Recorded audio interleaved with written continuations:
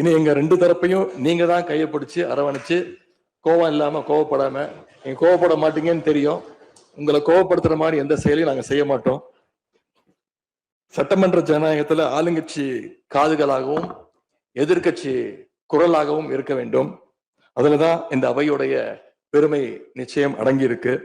மாண்புமிகு பேரவைத் தலைவர் அவர்களும் மாண்புமிகு முதலமைச்சர் அவர்களும் இன்னைக்கு எதிர்கட்சி தலைவராக இருக்கிற நானும் ஒரே காலேஜ்ல படிச்ச ஓல்டு ஸ்டூடெண்ட்ஸ். ஒரே காலேஜ்ல நாம படிச்சிருந்தாலும் அரசாங்கத்தை நடத்துறதுல திமுக தான் சீனியர் பேட்ச். அது உங்களுக்கு தெரியும். 1967 ஆட்சிக்கு வந்தது திமுக தான். நாங்க தான் சீனியர்ஸ். அந்த அடிப்படையில எங்களுடைய நாலேஜையும் எக்ஸ்பீரியன்ஸையும் நாங்க ஷேர் பண்ணிக்க ரெடியா இருக்கோம். அதை ஏத்துக்க நீங்களும் தயாராக இருங்க.